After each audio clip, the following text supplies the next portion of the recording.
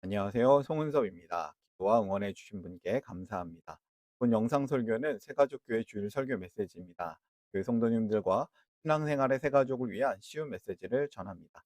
새가족교회 주일 메시지를 전합니다. 오늘은 빌립보서 말씀으로 하나님 나라 복음 메시지를 전하려고 합니다. 동료주일, 동료주일 오늘 하나님의 말씀은 빌립보서 2장 5절에서 11절까지이며 설교 제목은 이상한 나라의 왕입니다. 오늘 설교에 대한 궁금함, 기대감을 가지고 메시지로 함께 들어가 보겠습니다. 먼저 같이 성경을 읽어 보겠습니다. 새번역 성경으로 읽겠습니다. 여러분 안에 이 마음을 품으십시오. 그것은 곧 그리스도 예수의 마음이기도 합니다. 오늘은 종료 주일입니다. 예수님께서 예루살렘에 들어오시는 날을 기념하는 주일이죠.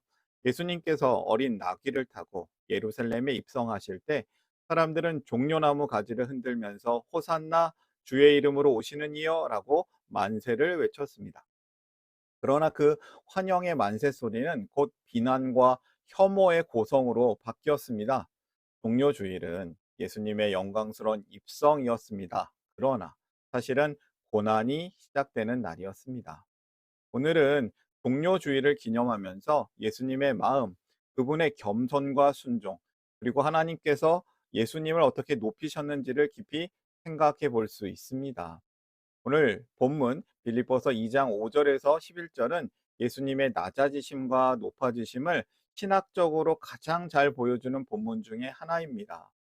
사도 바울은 빌립보 교회 성도들에게 예수 그리스도의 마음을 품으라고 권하면서 그분이 어떻게 자신을 비우셨는지를 이야기합니다. 오늘 이 말씀을 통해서 저와 여러분이 예수님의 참된 섬김과 희생의 모습을 배우면서 예수님의 겸손을 따르면서 살아가기를 소망합니다. 예수님은 왕이십니다. 세상의 왕이나 권력자는 보통 높은 자리에 앉아서 명령을 하고 다른 사람들에게 섬김을 받습니다. 사람들은 그 왕을 위해 절하고 왕은 존귀함을 누립니다. 그러나 하나님 나라의 왕 예수님은 완전히 다른 방식으로 우리에게 오셨습니다. 그래서 우리는 그분을 이상한 나라의 왕이라고 부를 수 있습니다. 그분은 세상의 방식과는 정반대로 거꾸로 낮아지심으로 높아지신 왕이십니다. 오늘 설교를 위해서 세 가지 질문을 준비했습니다. 쉬운 질문이며 답도 쉽습니다. 하나씩 살펴볼까요? 첫 번째 질문. 바울은 어떤 마음을 품으라고 했나? 답을 이미 다 알고 계시지만 5절 말씀. 여러분 안에 이 마음을 품으십시오. 그것은 곧 그리스도 예수의 마음이기도 합니다. 예수님의 마음을 품으라고 한 것이죠. 예수님의 마음이란 도대체 어떤 마음일까요? 바울이 말한 의미는 예수님의 성품과 태도, 삶을 본받으라는 뜻입니다. 이 말씀은 단순히 좋은 마음 가져라 라는 의미를 넘어서서 예수님이 어떤 마음으로 이 땅에 오셨고 어떻게 살았는지를 깊이 묵상하면서 그 마음을 우리 삶 속에 실천하라는 교훈이죠. 빌립보서 2장 1절에서 4절까지는 이러한 삶을 교훈하는 내용이기도 합니다. 예수님은 하나님 나라의 왕이십니다. 그런데 이 나라는 세상 나라와는 다른 이상한 나라입니다. 부자는 빈곤해지고, 빈곤한 자는 부해지고, 눈먼 자는 눈을 뜨고, 낮은 자는 높아지는 나라입니다. 많이 이상한 나라이죠. 이 이상한 나라의 이상한 왕이신 예수님. 예수님의 마음을 가져야 합니다라는 뜻이 무엇이냐면 예수님처럼 생각하고 예수님처럼 행동해야 한다는 뜻입니다. 예수님을 만나서 변화된 사람인 이 바울은 빌립보 교회 사람들에게 예수님의 마음을 마음으로 살라라고 교훈합니다. 그 마음이 어떤 마음인지를 더 살펴보면 이상한 나라 왕의 이상한 마음이죠. 완전 이상합니다.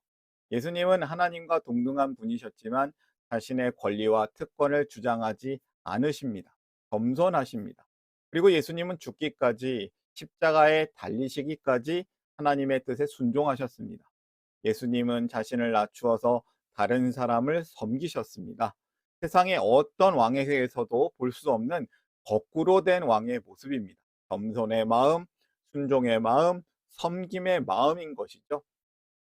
이 마음은 단지 생각만으로 끝나는 것이 아니라 우리의 삶에서 드러나야 하는 살아있는 마음이어야 될 것입니다.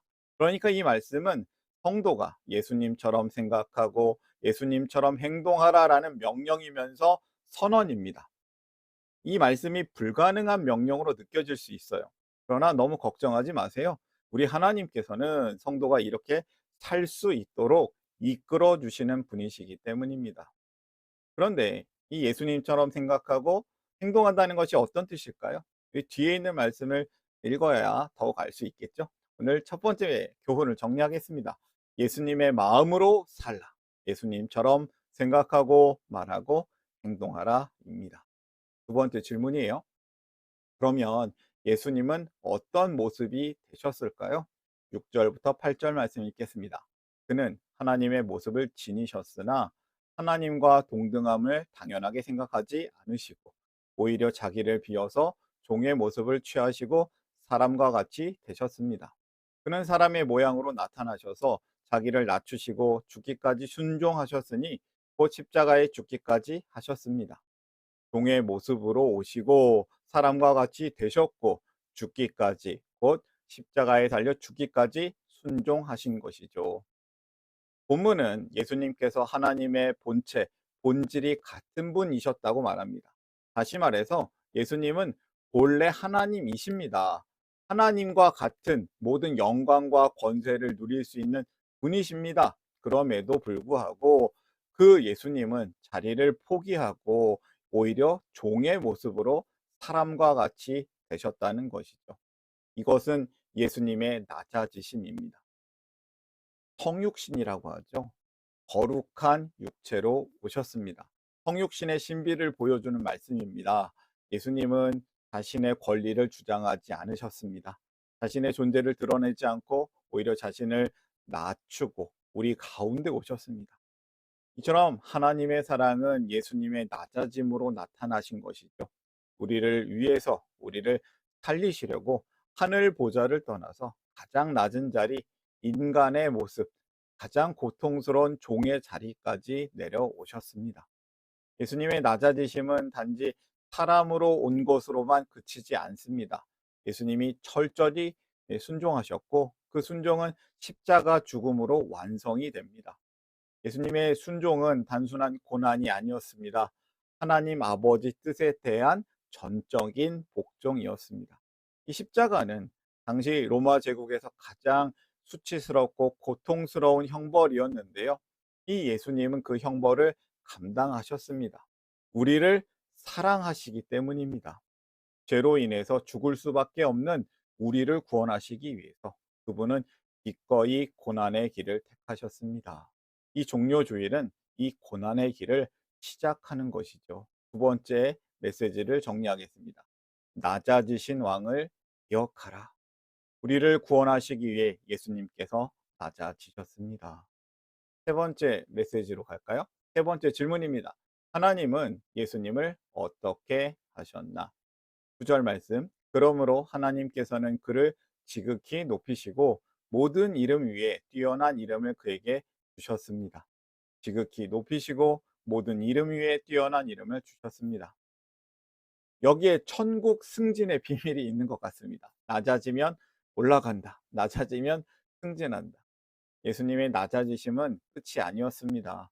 하나님께서는 예수님을 다시 높이셨습니다. 이것이 하나님의 방식이죠. 낮아진 자를 높이시고 섬기는 자를 세우십니다. 예수님의 높아지심이 이것입니다. 10절과 11절 말씀도 읽어보겠습니다. 그리하여 하늘과 땅 위와 땅 아래에 있는 것에 모든 것들이 예수의 이름 앞에 무릎을 꿇고 모두가 예수 그리스도는 주님이시라고 고백하여 하나님 아버지께 영광을 돌리게 하셨습니다. 10절에서 보면 예수님의 이름 앞에 하늘, 땅, 세상 모든 존재가 무릎을 꿇게 된다고 합니다. 11절에서는 모든 입이, 모든 존재들이 예수 그리스도는 주님이라고 인정하고 믿어서 하나님 아버지께 영광을 돌리게 하신다고 말합니다. 예수님은 낮아지셨지만 하나님께서는 예수님을 지극히 높이셨습니다. 세상은 높아지게 많은 노력을 합니다. 그러나 하나님 나라는 낮아짐을 통해서 참된 높아짐, 참된 영광에 이르게 됩니다. 예수님은 자신의 그 낮은 길을 통해서 이 진리를 보여주셨습니다. 하나님께서는 이 예수님을 높이셔서 높이시는 왕, 바로 겸손의 왕임을 보여주셨습니다. 우리는 종종 세상적인 성공과 명예를 따르려고 합니다. 하지만 진정한 높아짐은 하나님께서 주시는 것입니다. 높아지려고 하면은 사실 낮아지는 거예요. 그러나 낮아지려고 할 때는 높아지는 것이죠. 겸손과 순종의 길 끝에 하나님은 높이심의 은혜를 주십니다. 그리고 예수님의 이름 앞에 모든 무릎이 꿇고 모든 입술들이 예수 그리스도는 주님이시다라고 고백하게 될 것입니다. 동료주일, 우리는 다시 한번 예수님의 마음을 바라보기를 원합니다. 세 번째 교훈입니다. 높아지신 왕을 찬양하라. 하나님께서 낮아지신 예수님을 높이셨습니다. 예수님의 겸손, 순종, 그리고 하나님 앞에 높이심을 통해서 우리는 어떻게 살아야 할지를 깊이 생각하기를 원합니다. 신앙은, 믿음은 단지 교리를 아는 것이 아니라 예수님처럼 사는 것입니다. 이 이상한 나라에는 이상한 왕과 이상한 백성들이 살아가고 있습니다. 이 이상한 사람들은 세상 사람들과는 다르게 삽니다. 이상하게 살아가는 것 같습니다. 그것이 놀라운 은혜입니다.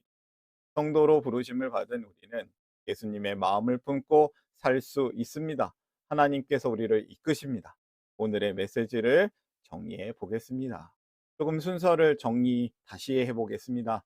1번, 낮아지신 왕을 기억하라. 우리를 구원하시기 위해 예수님께서 낮아지셨다. 두 번째, 높아지신 왕을 찬양하라. 하나님께서 낮아지신 예수님을 높이셨습니다. 세 번째, 예수님의 마음으로 살라. 예수님처럼 생각하고 말하고 행동하라. 하나님께서 그렇게 이끌어 주십니다. 우리는 이 예수님의 마음을 품고 있는지를 매일 매순간 질문해야겠습니다. 자기 중심성이 가득한 나의 자리, 나의 권리, 나의 인정 욕구를 정말 내려놓고 예수님의 겸손을 본받고 있는지를 돌아보기를 바랍니다. 오늘 주신 말씀의 은혜와 도전을 마음에 품고 우리가 삶으로 결단하면서 함께 기도하기를 원합니다.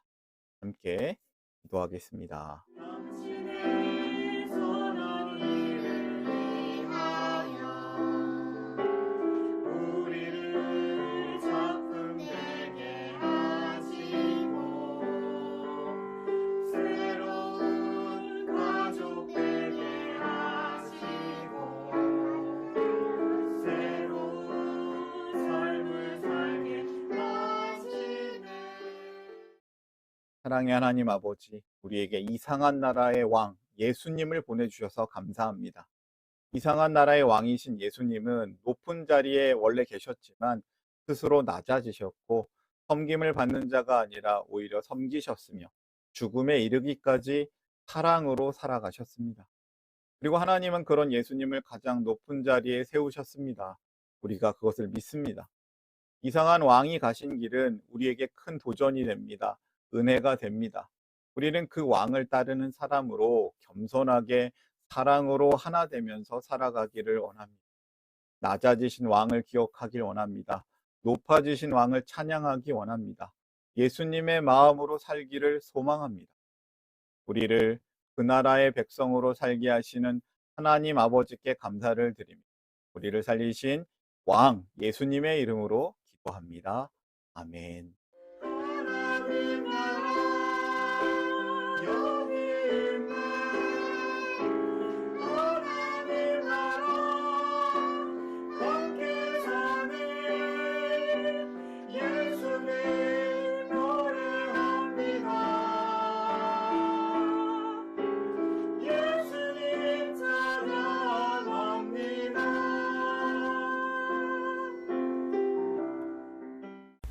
샬롬 송은섭입니다. 저를 통해 또는 누군가의 추천과 우연한 기회로 이 메시지를 보게 되신 분들께 감사합니다. 모든 성도님들은 하나님 나라의 새가족이십니다. 교회를 처음 나오신 분들만 새가족이 아니라 우리 모두가 새가족입니다. 왜냐하면 우리가 하나님 나라에서 새로운 관계가 된 새로운 가족 공동체이기 때문입니다. 본 설교는 새가족교회 공동체 새가족과 후원자를 위한 메시지이며 기독교를 잠시 떠났거나 새롭게 시작하시는 분들을 위한 쉬운 메시지이기도 합니다. 혹시 새가족교회의 가족, 새가족 또는 후원자가 되기를 원하시는 분들은 이메일로 카카오톡 아이디로 연락을 주시면 감사하겠습니다. 오늘의 메시지 하나님의 은혜가 넘치시기를 바랍니다. 사랑합니다. 축복합니다.